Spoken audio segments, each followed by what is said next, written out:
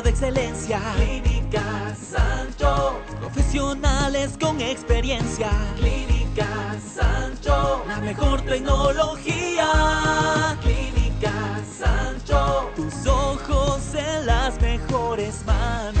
Agenda tu cita en www.clinicasancho.com o comunícate al 099 10 55 22 0. Clínica Sancho, tus ojos en las mejores manos. Fin de espacio promocional y publicitario. Con toda la fidelidad, con toda la fidelidad. Un manejo informativo solvente. Democracia.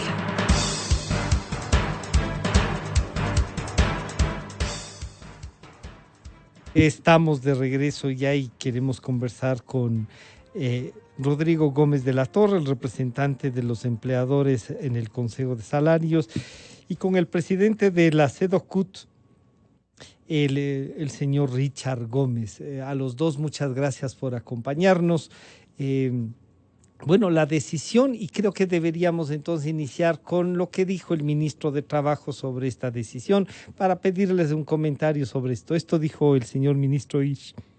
El Código del Trabajo, en una norma que está vigente desde hace mucho tiempo, establece que el incremento o la variación del salario corresponderá a la inflación proyectada. La inflación para el próximo año se proyecta negativa, por lo tanto era imposible, desde lo legal, incrementar los salarios. ¿Qué es lo que hemos hecho? Entendiendo la dificultad para los ecuatorianos producida por la crisis sanitaria, por la crisis económica, se ha buscado tener ciertas compensaciones. Uno, para las personas que teniendo un empleo formal ganan el básico, a ellos se les entregará $60, que equivale a un incremento acumulado en un solo mes a comienzos del 2021. Y también para las personas que, habiendo tenido un trabajo durante este año, lo perdieron durante la crisis sanitaria y no lo han recuperado todavía. Ellos también tendrán una bonificación de $100 por una sola vez. Este alivio lo que busca es generar alguna tranquilidad en estas personas, pero sobre todo creo que lo importante es ir a lo de fondo. ¿Cómo vamos a hacer para crear nuevas plazas de trabajo? ¿Cómo vamos a hacer para ayudar a reactivar la economía y sobre todo generar nuevas oportunidades? Ahí está el centro de la discusión y ahí debe estar el centro de las políticas públicas, o hacia donde deben apuntar las políticas públicas. Esto es lo que manifestaba el ministro al anunciar la decisión del régimen, ¿no? Claro, ahí para los trabajadores no les están dando un reto, Richard Gómez, bienvenido, no les están dando un reto de visualizar una manera distinta de relacionarnos para manejar el tema salarial. Bienvenido, buenos días. Sí, buenos días. Solo una aclaración, yo no soy presidente de la CEDOCUT, sino de la Central Unitaria de Trabajadores. De la CUT. De la CUT, entonces. Sí, gracias. En todo caso, frente a las declaraciones del ministro, bueno, sin duda alguna, yo creo que vamos a compartir con Rodrigo en este panel la necesidad de una reforma urgente al Código de Trabajo. Creemos nosotros del movimiento sindical real, verdadero, de que se debe revisar todo el Código del Trabajo en su integralidad. Si hay cosas que ahí están dificultando la creación de empleo en el Ecuador, pues habrá que discutirlas y habrá que de alguna manera buscar reformas alternativas, pero también buscar proteger los derechos de los trabajadores. En ese sentido, desde nosotros creemos fundamentalmente que ese debe ser un objetivo a corto o mediano plazo. Ojalá se haga con la nueva asamblea, porque esto es una deuda pendiente del gobierno nacional. Pero por el otro lado, el anuncio que ha hecho el señor ministro de que está pegado a la ley, yo sí quisiera decir, bueno, él ha escondido una parte de la ley, porque ha hablado del Código del Trabajo, pero no ha hablado del convenio 131 de la OIT, que está ratificado por el Ecuador y que, de acuerdo a la Constitución, pues tiene también un carácter inclusive que está por debajo de la Constitución, el orden jerárquico de las leyes, y tampoco se ha referido a la transitoria, en este caso la 25ª de la Constitución, que establece la progresividad del salario básico unificado. Pero Richard, ahí en esto de la progresividad, de alguna manera se ha de calcular esa progresividad, porque si es que no hay cómo financiar eso, deberíamos tener entonces una alternativa de financiamiento, y si la idea es generar trabajo o no solo defender a los que tienen, sino generar más, deberíamos tener una alternativa, Richard. Claro, por supuesto, y es más, yo quiero ratificar de que dentro del Consejo nosotros no es que hicimos un planteamiento absurdo o ilógico. Dentro del planteamiento que hicimos se plantearon 3 escenarios. Una, llegamos a bajar el planteamiento inicial de todos los vocales de los trabajadores al 5% para poder discutir, hablamos de $20, ¿no? Y por otro lado, planteamos que existe una fijación y se vaya pagando de manera prorrateada el próximo año. Eso fue una segunda variable.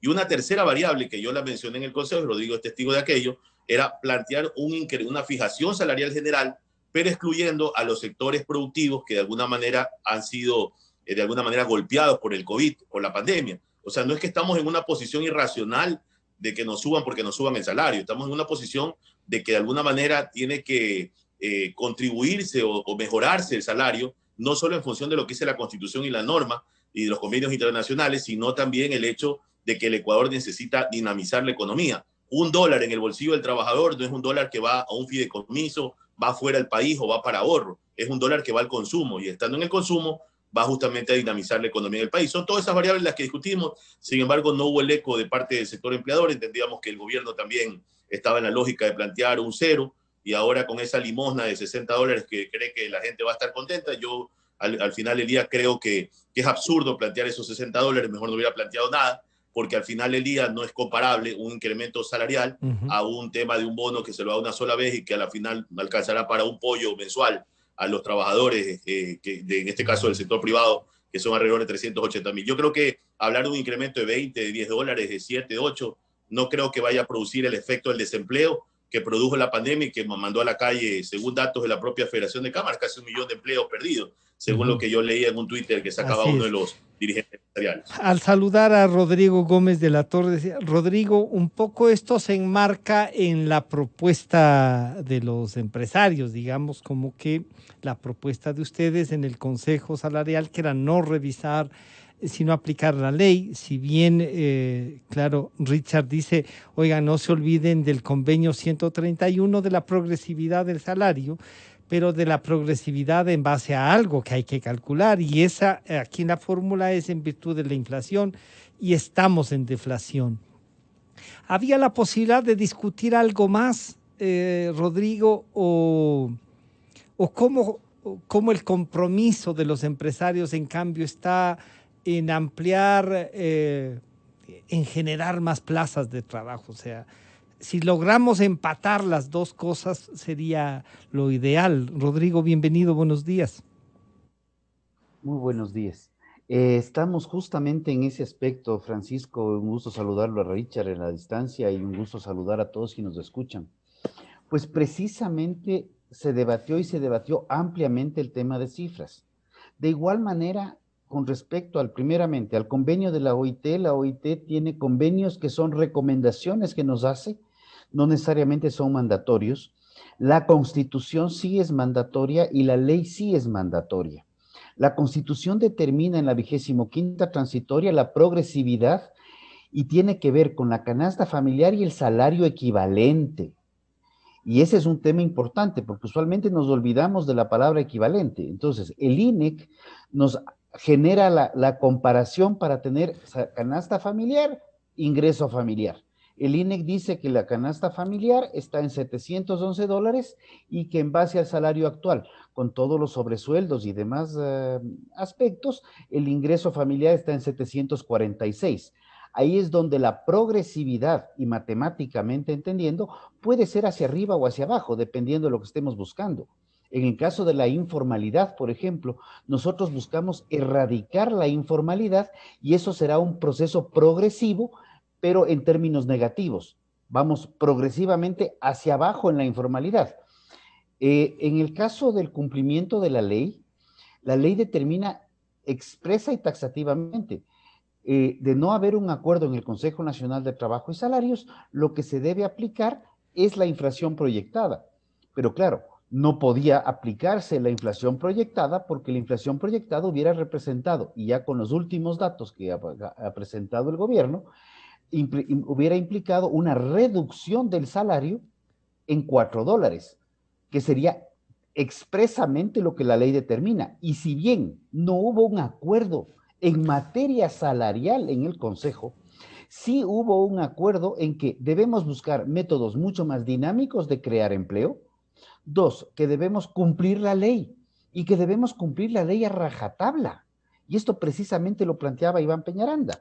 Y como dice Richard, él tampoco me dejará mentir, pero Él dijo, y yo justamente en el Consejo expresé el apoyo y respaldo total al planteamiento de Iván, que se cumpla la ley a rajatabla.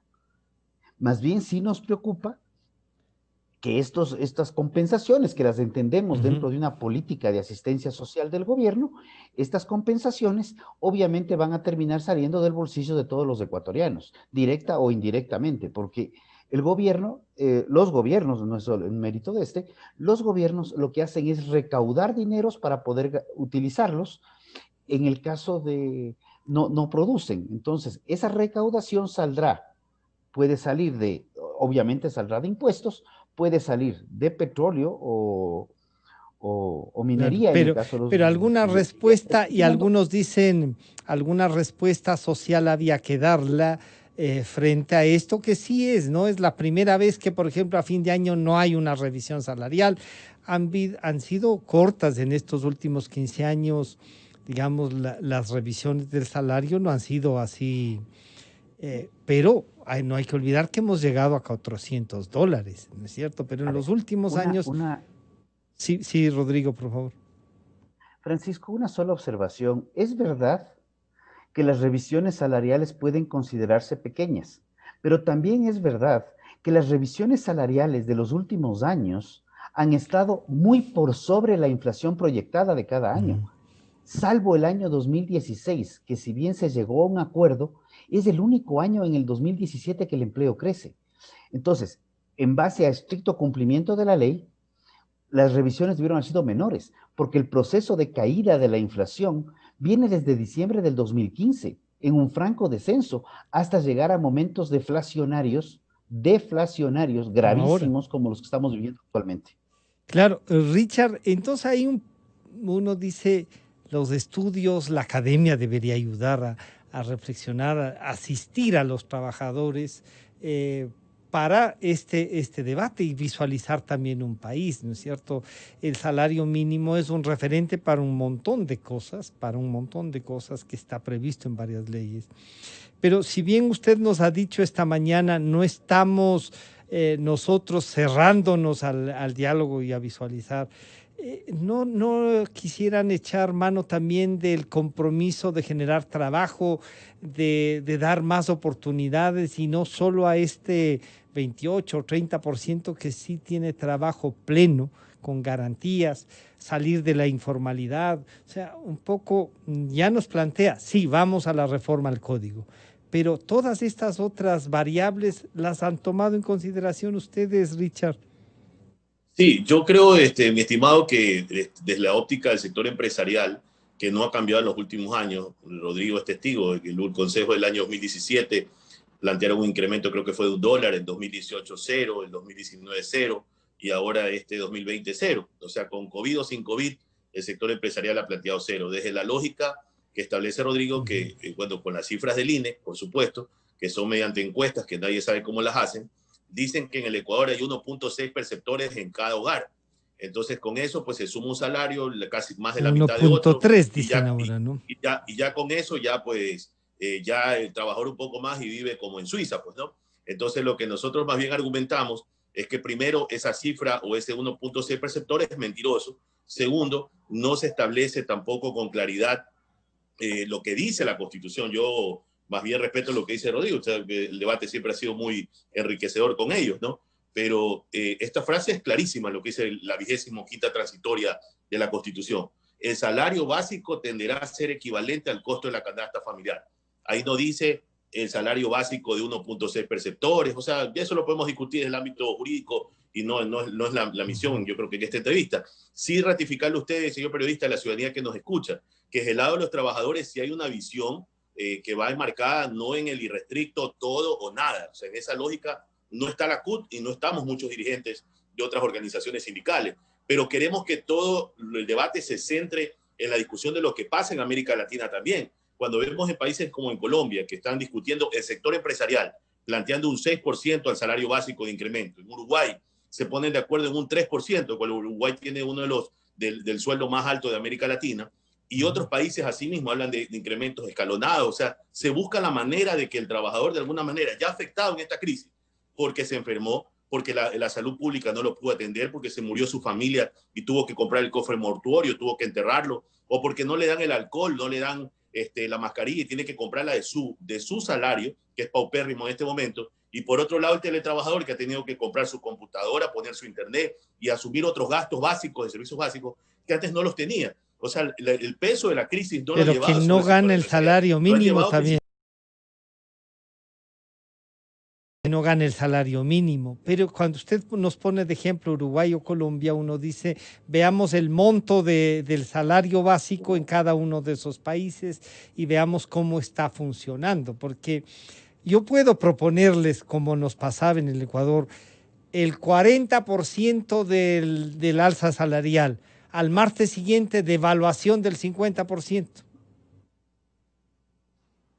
Claro, bueno, eso son dinámicas de la parte económica. Yo lo que le pregunto a usted, porque veo que de alguna manera está pegado bastante al criterio de que no es una reflexión. Ya. Pero solamente yo le hago otra reflexión. ¿A usted le parece lógico que en las mesas sectoriales no se hayan reunido las mesas sectoriales?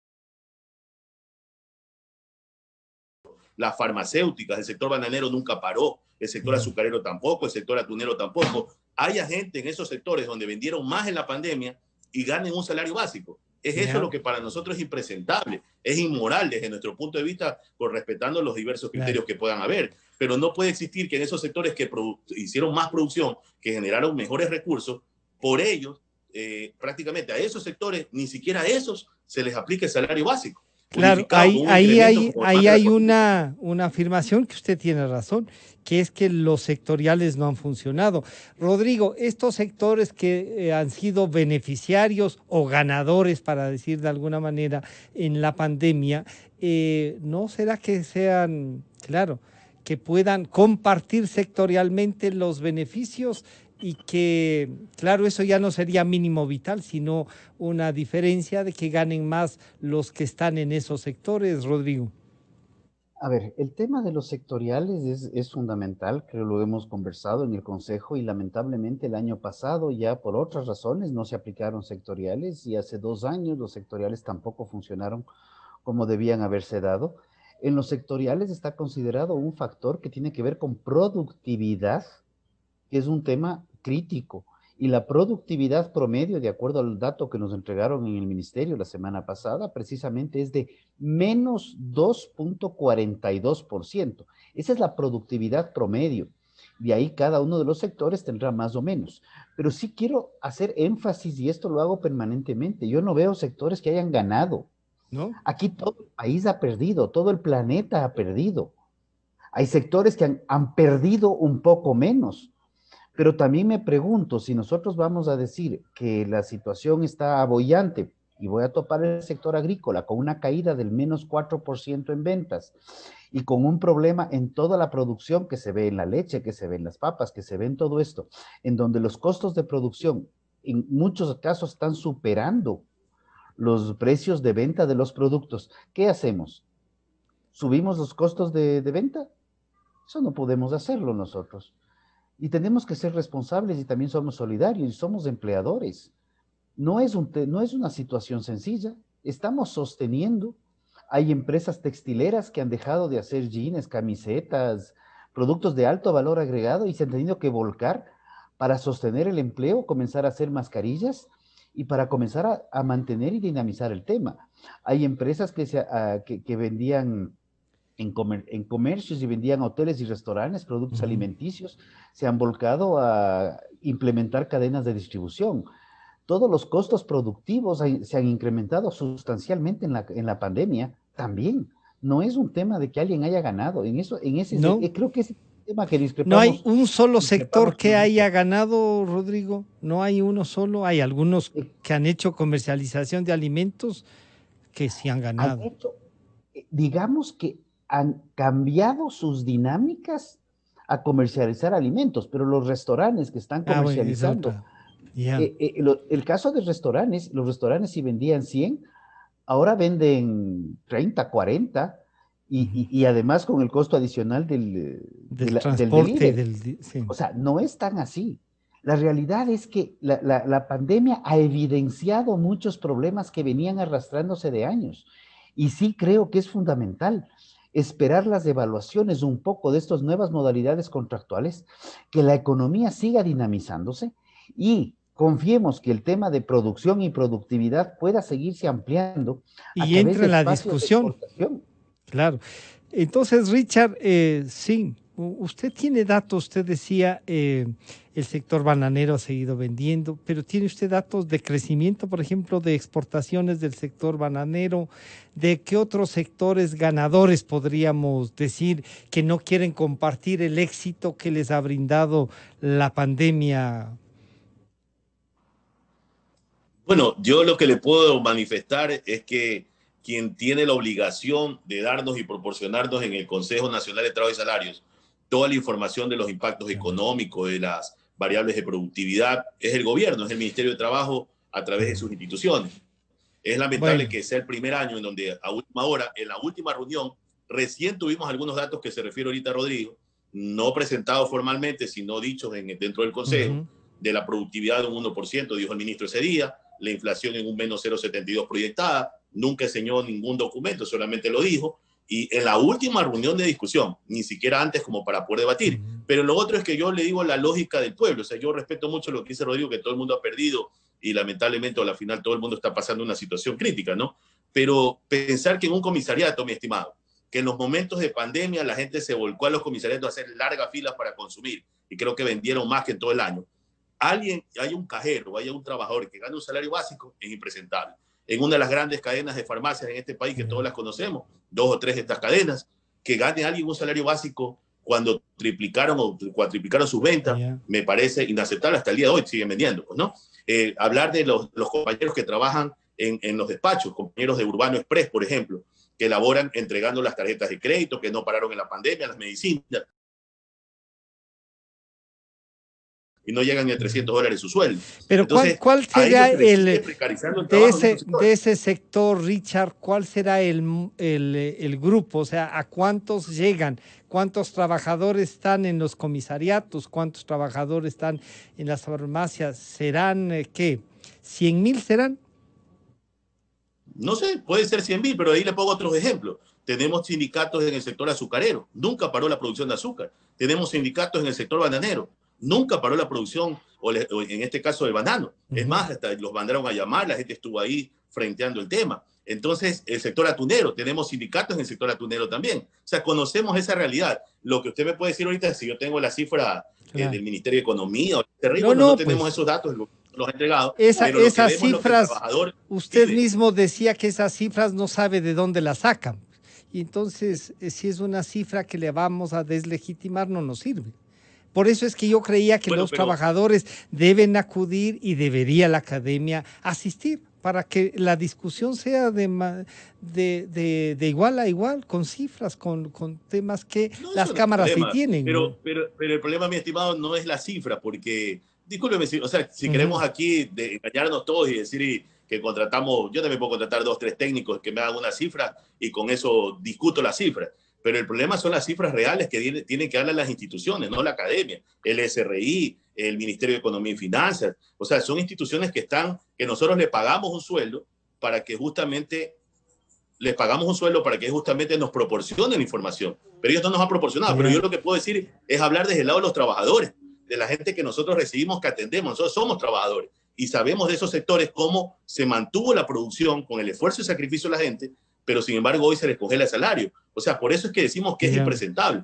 Más allá del de la suma y resta, lo que vemos hoy en día es que la gente ha vendido más, muchas empresas han vendido más, pero no se comparte esa riqueza con quienes generan la producción. Rodrigo, eso de que no se comparte, claro, por ejemplo, si no dejaron de producir azúcar, no sé si es que se compara, si se ha vendido más azúcar, por ejemplo, o se ha exportado más azúcar.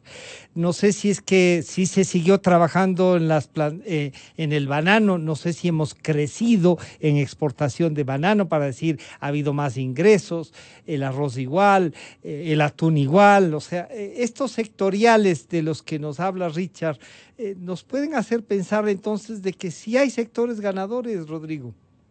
A ver, yo creo que ahí vamos a ir aterrizando. Cuando hablamos de cadenas de comercialización, no estamos hablando del sector comercial, estamos hablando de empresas puntualmente. Es una gran diferencia. Cuando hablamos, y me encanta el ejemplo que plantea Richard, me encanta el ejemplo del azúcar. El azúcar en verdad no ha parado la producción, pero la pregunta es, ¿cómo han estado las ventas? Los stocks en las industrias, que son 6 industrias azucareras a nivel nacional, están las bodegas sobresaturadas. Muchas industrias lácteas están con las bodegas sobresaturadas. Entonces, no es solamente no parar la producción, también es generar que haya una dinámica de venta. Porque producir es una historia, vender es otra. En el sector podemos revisar los datos de prensa del sector lácteo y aunque hay una diferencia, y en este tema sí comparto plenamente con Richard, realmente las cifras son alarmantes. En el tema lácteo tenemos por un lado la noticia de un día que dice que ha incrementado el consumo en un 17% y por otro lado 2 días más tarde que el consumo ha caído en un 34% y tenemos la desesperación de productores lecheros que siguen trabajando, siguen ordeñando sus vacas, pero están sin ingresos. Entonces, no es solamente la producción por producción. El mismo caso que hacía referencia yo a las textileras, habría que ver si es que como dejaron de hacer camisetas, jeans o lo que hayan estado haciendo para migrar a hacer mascarillas, han sostenido la producción, pero eso no implica que hayan crecido. Hay restaurantes que ya definitivamente cerraron, al igual que hoteles. Hay muchas empresas que han desaparecido. Entonces, sí tenemos que ver el paquete completo, tanto de sector, de subsector y de pronto, sí buscar mecanismos empresarial, pero a nivel de empresas, precisamente en el mes de julio-agosto, salió el tema del impuesto anticipado sobre los resultados del primer semestre, considerando que el primer semestre, enero, febrero y mitad de marzo, se trabajó normalmente. Entonces, tenemos una situación que el gobierno ya cobró impuestos anticipados a las grandes empresas, que es la que usualmente se las menciona, pero lo que no se menciona es que el 97% del tejido empresarial ecuatoriano no es de grandes empresas, es de microempresas, es de pequeñas empresas. Y la definición de micro está de 1 a 9 trabajadores y hasta $300,000 de facturación al año. Y la de pequeños está de 10 a 49 trabajadores y con una facturación de 301 hasta $1 millón al año. Entonces, tengamos este tema muy pendiente, porque a veces vemos el escenario de lo que sucede con 2, 3, 4 empresas y queremos extrapolar temas muy puntuales que ya les cobraron impuestos anticipados a pesar que en diciembre se eliminó el anticipo de impuesto a la renta, y queremos extrapolarlo a una realidad nacional generalizada. ¿Qué sector ha crecido en esta pandemia? El sector informal. El sector informal que no genera empleo pleno. El sector informal que no necesariamente está pagando impuestos.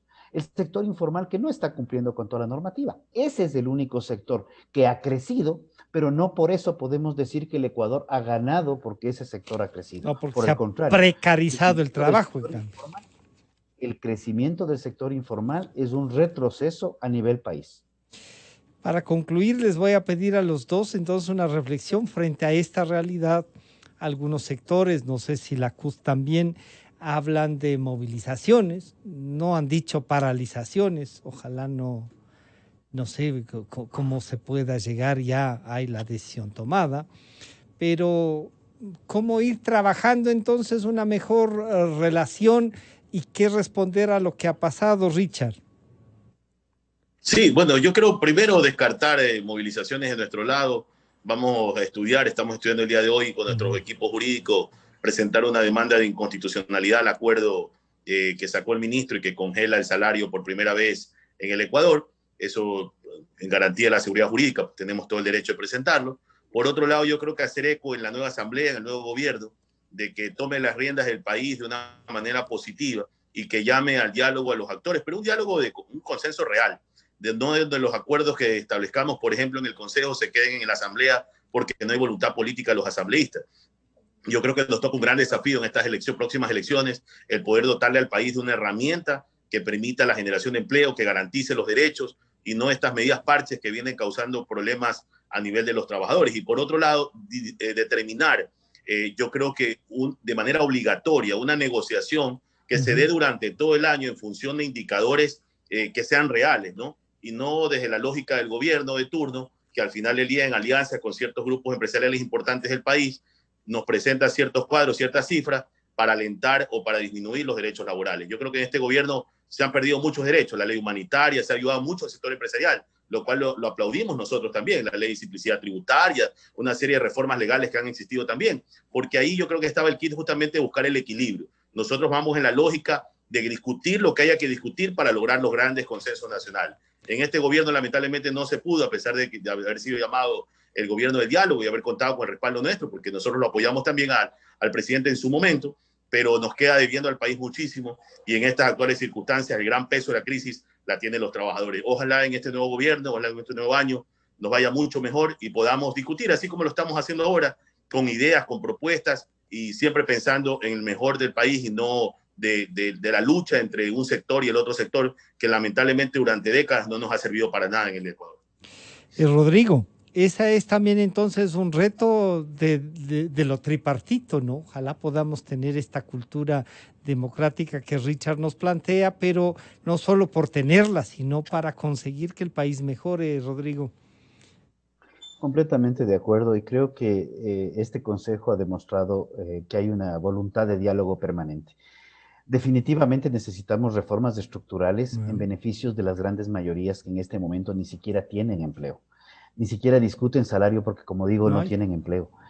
Creo que es fundamental, Richard ha hablado de las próximas elecciones, y ese es un tema que también creo que tiene desconcertado al país. Ni siquiera tenemos papeleta electoral. Cerramos el 7 de octubre las inscripciones, estamos a 1 de diciembre y todavía seguimos discutiendo quiénes van a ser candidatos y quiénes no. Bueno, nos resultó una vergüenza ese contencioso electoral y el Consejo no han respondido. Son una vergüenza. Hemos coincidido con la palabra vergüenza.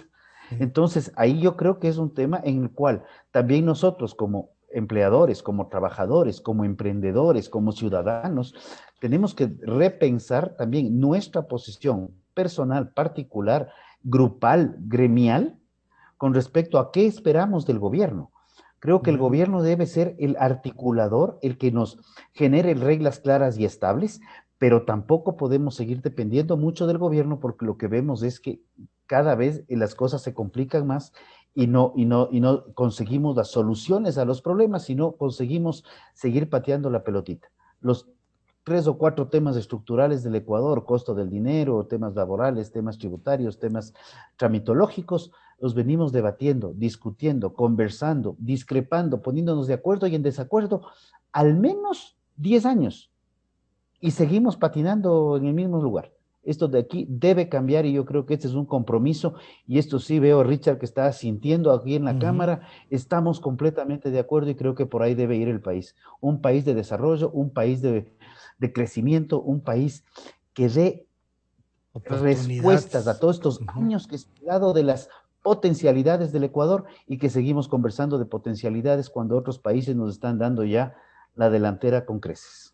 Yo quiero agradecerle a Richard Gómez, el presidente de la CUT, y al ingeniero Rodrigo Gómez de la Torre, representante de los empleadores al Consejo. Muchas gracias a los dos por compartir y por debatir estos momentos, ¿no? Estos momentos que viven. Nos quedamos con esa propuesta de los dos, de ir trabajando un país más igualitario, con más oportunidades y con justicia, ¿no? Muchas gracias por acompañarnos, Richard y Rodrigo. Estaremos en contacto entonces. Gracias a usted. Gracias. Han estado con nosotros el señor ingeniero Rodrigo Gómez de la Torre, representante de los empleadores en el Consejo Nacional de Salarios, y el presidente de la Central Única de Trabajadores, Richard Gómez. Hasta aquí ha llegado nuestro aporte de esta mañana. Nos estaremos encontrando ya el 2 de diciembre. Así es que hasta mañana entonces.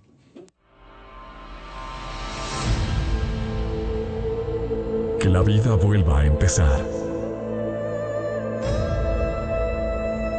Que el mundo sea nuestro de nuevo. Volveremos a vivir, a respirar,